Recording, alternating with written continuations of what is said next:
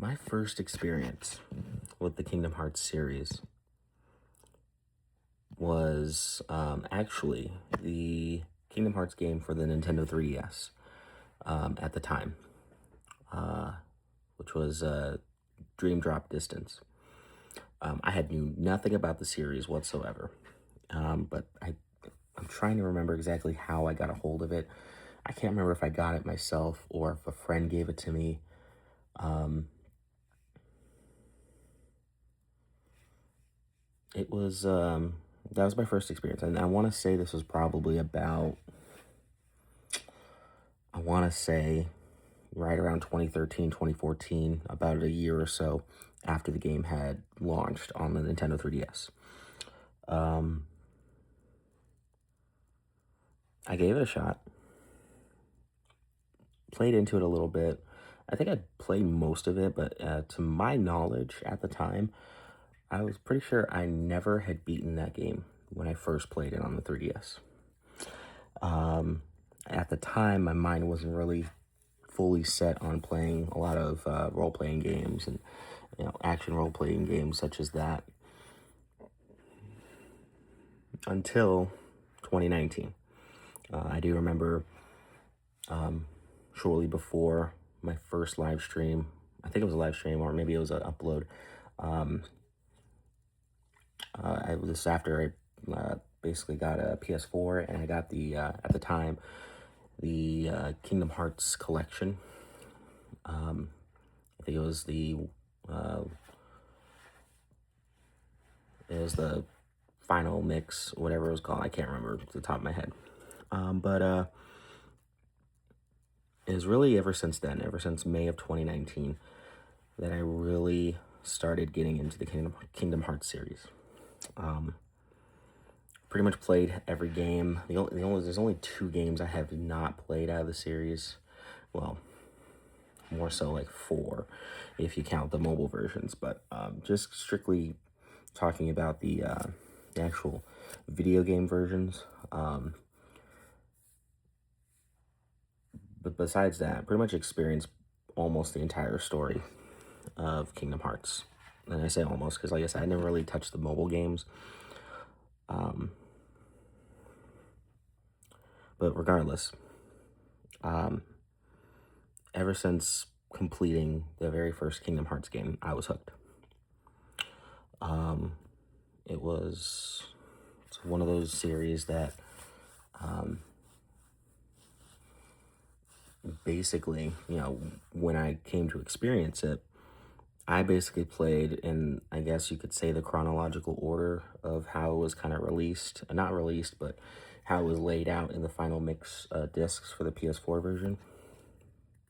And so I just kind of followed along with that, and it was kind of nice to, have that kind of follow somewhat in chronological order up until when I finally played Kingdom Hearts 3.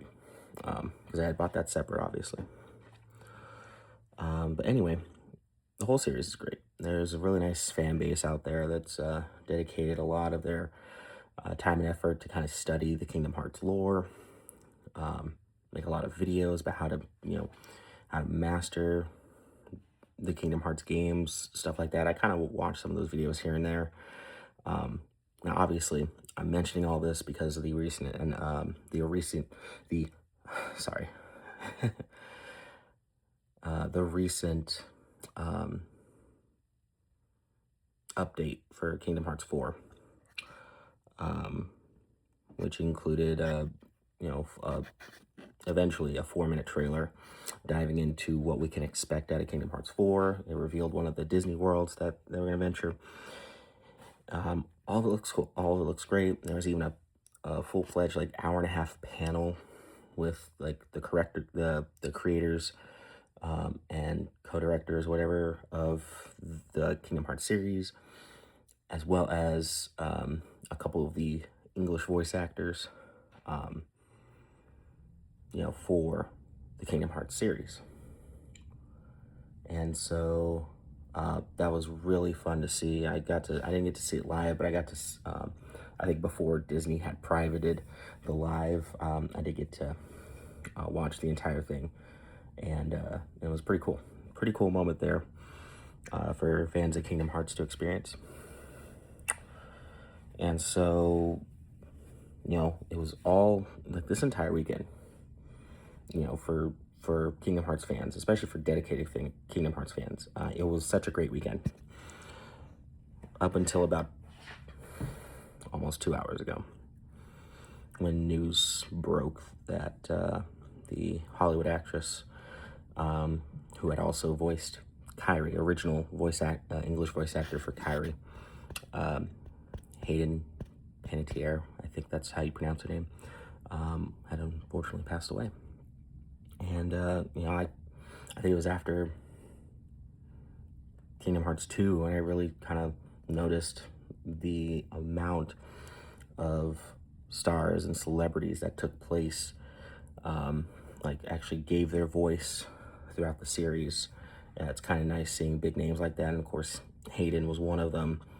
Like I said, one of the original actresses for, one of the original voice actors for Kairi.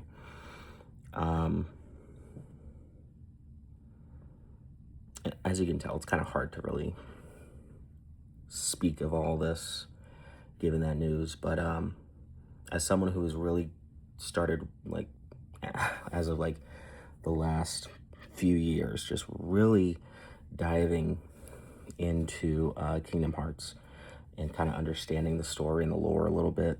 I'm no expert or anything, but just having that sort of appreciation for the series. Kingdom Hearts 4 has been something that's been anticipated for quite some time. And, obviously this past weekend, just filled with so much joy, finding out all the information that we know so far about the game. But then to just end on such heartbreak, it's really tough to swallow. It really is.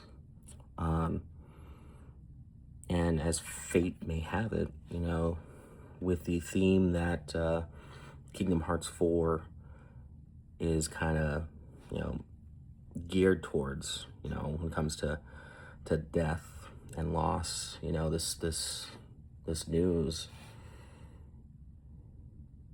just crazy timing. Just real crazy timing for this to happen. I don't know what else to say, but this one kind of hurts, really.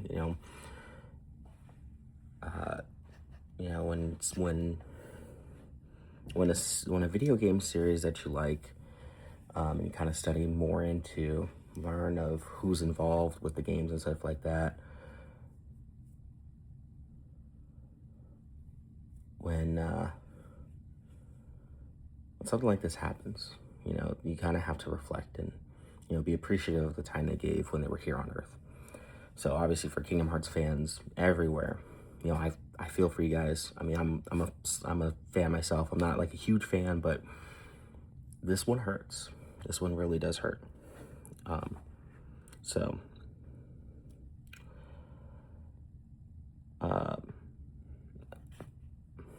Sort of going off topic, but kind of gearing towards what I've already been talking about. Obviously, I'm coming back to streaming on Tuesday. I'm going to continue grinding The Legend of Zelda Tears of the Kingdom. But as soon as we're done with that series, or as soon as I'm done playing that game 100%, we're going to go right into, actually dive right back into the Kingdom Hearts series. I'm going to go ahead and start live streaming pretty much the entire series all over again, up until the release of Kingdom Hearts 4. And given the recent news, I know a lot of people on the internet are pretty much starting to think for Hayden, for Kairi, it's good to kind of go back to those older games, play them one more time. And that's what I'm going to do as soon as I finish Tears of the Kingdom. So, because I think I mentioned it before, I'm not really sure what I was going to be streaming once I finish Tears of the Kingdom. But given this recent news, I think it's only fitting that we dive right into Kingdom Hearts as soon as we're done with Zelda. So that's gonna be the plan, and yeah, that's definitely gonna be the plan. So yeah, really tough way to to end a great weekend for Kingdom Hearts fans. Rest in peace, Hayden Panettiere. You'll forever be Kairi. All right, I'm gonna go to bed. I'll see you guys.